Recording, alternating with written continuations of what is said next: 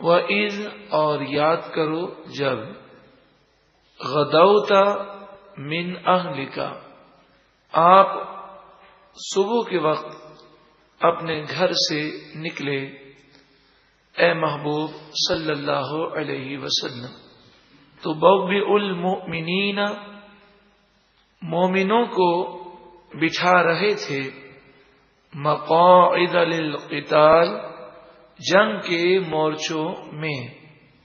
غزوہ احد کا ذکر ہے جب نبی کریم صلی اللہ علیہ وآلہ وسلم کو یہ اطلاع ملی کہ کفار مکہ احد کے میدان میں اتر گئے ہیں اور غزوہ بدر کا وہ بدلہ لینے کے لیے آئے ہیں.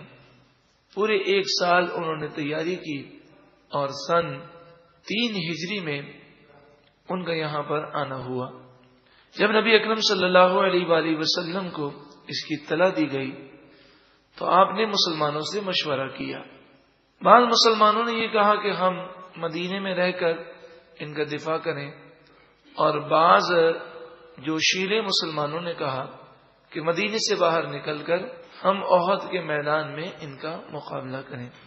نبی کریم صلی اللہ علیہ وآلہ وسلم ہتھیار پہن کر باہر تشریف لائے تو جنہوں نے یہ مشورہ دیا تھا کہ ہم باہر نکل کر احد کے میدان میں مقابلہ کریں انہیں یہ خیال ہوا کہ کہیں نبی کریم صلی اللہ علیہ وآلہ وسلم نے ہماری رائے کی وجہ سے ایسا نہ کیا ہو تو عرض گزار ہو یا رسول اللہ صلی اللہ علیہ وسلم ہم نے جو رائے دی تھی یہ ہماری رائے تھی فیصلہ آپ کے اوپر ہے.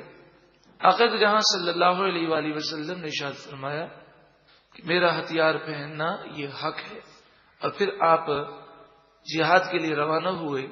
قرآن مجید فرقان حمید نے محبوب کریم صلی اللہ علیہ وآلہ وسلم کی اس ادا کو بیان کیا.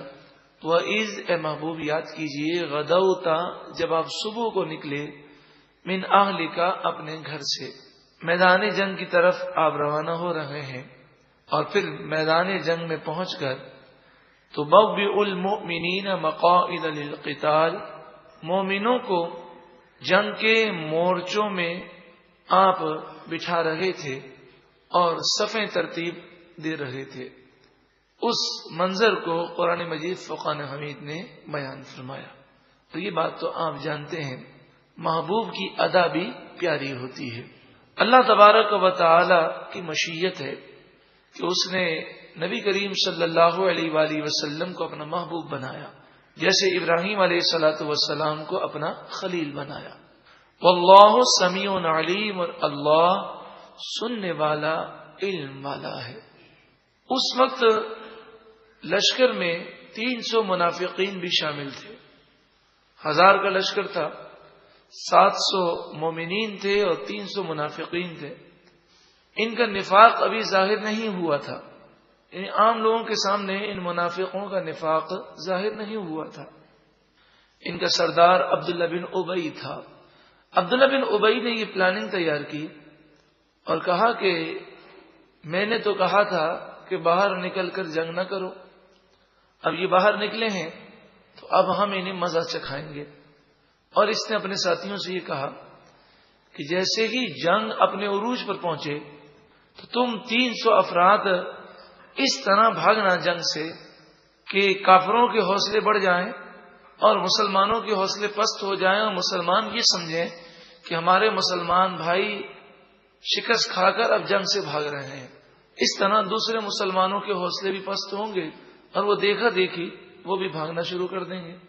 ایسا ہی اس نے کیا اور عین جنگ کے دوران 300 افراد لشکر کی مختلف جگہوں سے نکل کر بھاگے. تو مسلمانوں کو اللہ تعالی نے بھاگنے سے محفوظ فرما لیا. صرف 2 مسلمانوں کے گروہ تھے بنی حارثہ اور بنی سلمہ جو لشکر کے بازو تھے. انہیں شیطان نے لغزش دینے کی کوشش کی اور ان کا دل چاہا کہ وہ بھی بھاگ جائیں. خوف ان پر طاری ہوا لیکن اللہ تعالی نے انہیں بھاگنے سے محفوظ فرمایا اور انہیں ایمان کی مضبوطی عطا فرمائی.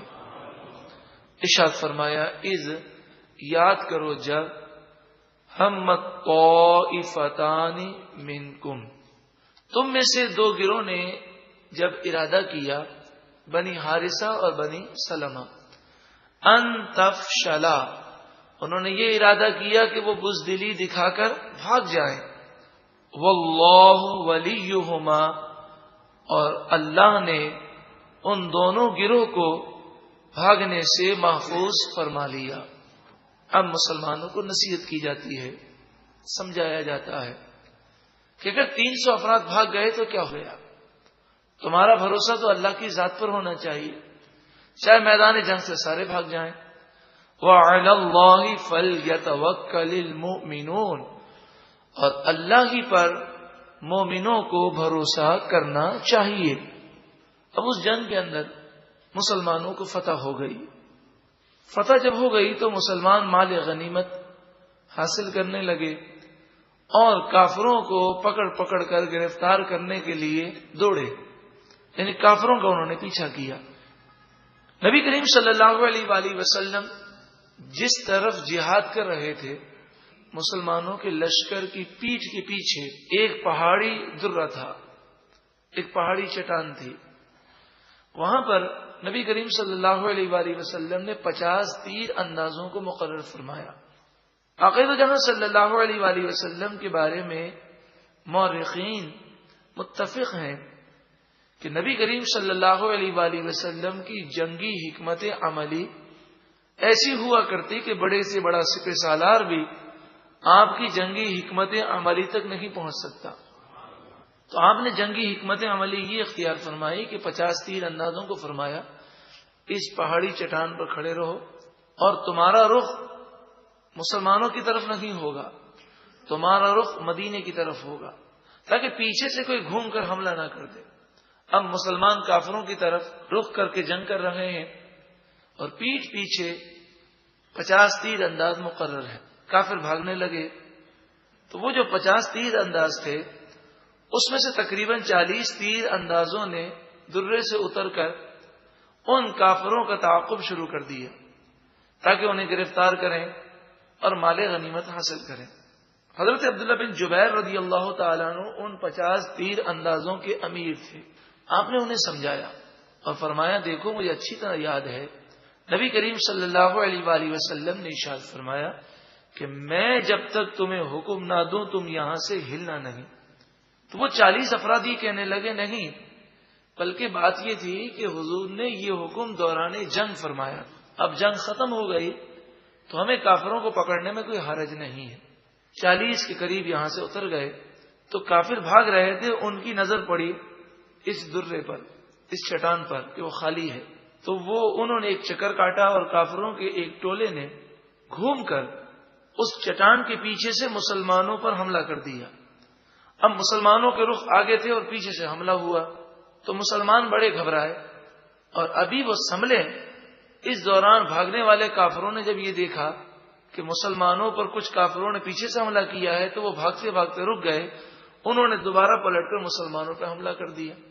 اب دونوں طرف سے مسلمانوں پر حملہ ہو گیا اور بیچ میں مسلمان بری طرح پس گئے، 70 مسلمان شہید ہو گئے اور تقریباً جتنے مسلمان تھے سب زخمی ہو گئے، یہاں تک کہ نبی کریم صلی اللہ علیہ وآلہ وسلم کے دندان مبارک شہید ہوئے، آپ کے چہرے مبارک پر زخم آئے اور شیطان نے یہ افواہ پھیلا دی کہ نبی کریم صلی اللہ علیہ وآلہ وسلم شہید ہو گئے۔ حضرت مصعب بن عمیر رضی اللہ تعالی عنہ، آپ کی شکل مبارک نبی کریم صلی اللہ علیہ وآلہ وسلم سے بہت مشابہ تھی۔ جب آپ شہید ہوئے تو لوگ یہ سمجھے کہ رسول اللہ صلی اللہ علیہ وآلہ وسلم شہید ہو گئے اور شیطان نے یہ افواہ پھیلا دی۔ تو بعض مسلمان وہ ہمت ہار گئے اور انہوں نے یہ خیال کیا کہ جب رسول اللہ صلی اللہ علیہ وآلہ وسلم شہید ہو گئے تو اب ہم جہاد کر کے کیا کریں گے، تو وہ میدان جنگ سے بھاگنے لگے۔ نبی کریم صلی اللہ علیہ وآلہ وسلم اس موقع پر بھی اپنی جگہ سے نہ ہلے اور آپ جس مقام پر کھڑے تھے مورخین لکھتے ہیں کہ وہ جنگی سب سے خطرناک مقام تھا۔ نبی کریم صلی اللہ علیہ وآلہ وسلم سے بڑھ کر کوئی بہادر مخلوق میں کہیں نہیں۔ رسول اللہ صلی اللہ علیہ وآلہ وسلم جنگوں میں اکثر اس مقام پر کھڑے رہتے جہاں پر کھڑا رہنا بڑے سے بڑے سپہ سالار کی جرت نہ ہو۔ کافروں نے جب یہ دیکھا کہ نبی کریم صلی اللہ علیہ وآلہ وسلم یہاں پر موجود ہیں تو انہوں نے حملہ کر دیا، اور جب انہوں نے حملہ کیا تو صحابہ کرام علیہم رضوان کی قربانی اور حضور سے محبت یہ ظاہر ہوئی کہ صحابہ کرام نے نبی کریم صلی اللہ علیہ وآلہ وسلم کے گرد حلقہ باندھ لیا، اور کئی صحابہ ہیں کہ جنہوں نے تیر روکنے کے لیے اپنے ہاتھ آگے بڑھائے، اور ہاتھ چھلنی ہو گئے تو دوسرا ہاتھ بڑھایا، وہ چھلنی ہو گیا تو اپنے سر کو آگے کر دیا، اور محبوب کریم صلی اللہ علیہ وآلہ وسلم کی خاطر اپنی جانوں کو نچھاور کیا۔ کئی ایسے تھے کہ ڈھال ان کے پاس نہ تھی، تو جب وہ کفار حضور کی طرف تلوار بڑھاتے تو صحابہ کرام اپنی محبت کا اظہار کرتے اور سینے کو ڈھال کے طور پر پیش کرتے، اپنے آپ کو ٹکڑے کر دیتے، لیکن نبی کریم صلی اللہ علیہ وآلہ وسلم کے قدموں میں گویا کہ اپنی جان کو نچھاور کر دیتے۔ تو کئی صحابہ کرام نے اس موقع پر اپنی جانوں کو نچھاور کیا، اور پھر کچھ صحابہ نے لوگوں کو پکارا تو بھاگتے ہوئے مسلمانوں تو یہ آواز گئی اور وہ دوڑ کر آئے، اور پھر دوبارہ مسلمانوں نے کافروں پر حملہ کیا، اور اللہ تعالی نے مسلمانوں کو فتح و نصرت عطا فرمائی۔ اس موقع پر جو ضعیف الایمان لوگ تھے ان کے ذہن میں یہ وسوسہ آیا کہ جب ہم اللہ کو ماننے والے ہیں، جب ہمارے ساتھ رسول اللہ صلی اللہ علیہ وسلم ہیں، تو پھر یہ مسائل کیوں پیدا ہوئے؟ قرآن مجید فرقان حمید نے اس کا جواب ارشاد فرمایا، وَلَقَدْ نَصَرَكُمُ اللَّهُ بِبَدْرٍ، اور بے شک اللہ نے بدر کے مقام پر تمہاری مدد فرمائی، وَأَنْتُمْ أَذِلَّةٌ، اس وقت تم بے سر و سامان تھے، فَاتَّقُوا اللَّهَ، پس اللہ سے ڈرو، لعلکم تشکرون، تاکہ تم شکر کرو۔ اس آیت میں گویا کہ یہ سمجھایا گیا کہ بدر کے مقام پر تمہاری تعداد 313، احد کے مقام پر 1000 تھی، 1000 میں سے 300 منافقین بھاگ گئے، اب 700 مومنین باقی رہے۔ وہ 313 تھے بدر میں، غزوہ احد میں 700۔ ان کے پاس صرف 6 یا 8 تلواریں تھیں، تمہارے پاس تلواروں کی تعداد زیادہ۔ تم تیاری کے ساتھ نکلے تھے، اور غزوہ بدر تو اتفاقی ہو گیا تھا، لیکن غزوہ بدر میں غیبی امداد دی گئی، اور تمہیں فتح و نصرت ایسی ملی کہ 70 کافر مارے گئے اور 70 گرفتار ہوئے، اور باقی ایسے بھاگے کہ مڑ کر انہوں نے دیکھنے کی جرت نہ کی۔ اس موقع پر فتح ہوئی، اس موقع پر بھی فتح ہوئی، مگر غزوہ احد میں نقصان اٹھا کر تکلیفیں جھیلنے کے بعد تمہیں فتح ہوئی۔ تم غور کرو کہ کیا وجہ ہے، فرق کیا ہے؟ مفسرین نے فرمایا فرق یہ ہے کہ غزوہ بدر میں تم نے نبی کریم صلی اللہ علیہ وآلہ وسلم کی نافرمانی نہیں کی تھی، اور غزوہ احد میں 40 تیر اندازوں نے نبی کریم صلی اللہ علیہ وآلہ وسلم کے فرمان پر عمل نہیں کیا۔ اس کے تحت مفسرین فرماتے ہیں کہ مسلمانوں پر جب بھی کوئی مشکل وقت آئے، جب بھی انہیں شکست ہو جائے، جب بھی انہیں پریشانی لاحق ہو، وہ دیکھ لیں کہ کیا وہ اللہ اور اس کے رسول کے فرما بردار ہیں۔ اگر اللہ اور اس کے رسول کے فرما بردار نہیں ہیں تو توبہ کریں اور اللہ اور اس کے رسول کے فرما بردار بن جائیں کہ نافرمانی سے روب چلا جاتا ہے اور دشمن حاوی ہو جاتا ہے۔ اذ تقول للمؤمنین، غزوہ بدر کا ذکر ہے۔ یاد کرو جب آپ کہہ رہے تھے اے محبوب صلی اللہ علیہ وسلم، للمؤمنین، مومنوں سے فرما رہے تھے، الن یکفیکم ان یمدکم ربکم بثلاثۃ آلاف من الملائکۃ منزلین۔ اب یہ کہہ رہے تھے کہ کیا تمہیں یہ بات کافی نہیں کہ تمہارا رب 3000 ایسے فرشتوں سے تمہاری مدد فرمائے گا جو آسمان سے زمین پر اتریں گے۔ غزوہ بدر میں آپ یہ بشارت دے رہے تھے، بلا، ہاں کیوں نہیں، ان تصبروا، اگر تم صبر کرو، وَتَتَّقُوا، اور تقوی اختیار کرو، وَيَأْتُوكُم مِّن فَوْرِهِمْ، اور دشمن اچانک تم پر حملہ کر دے، ہذا اسی وقت حملہ کر دے تو گھبراؤ مت، یمددکم ربکم بخمسۃ آلاف من الملائکۃ مصومین، تمہارا رب نشان زدہ 5000 فرشتوں کے ذریعے جو ہاتھوں میں علم لیے ہوئے ہوں گے، ان 5000 فرشتوں کے ذریعے تمہاری مدد فرمائے گا۔ اور واقعی بدر کے مقام پر 5000 فرشتے مسلمانوں کی مدد کے لیے نازل کیے گئے۔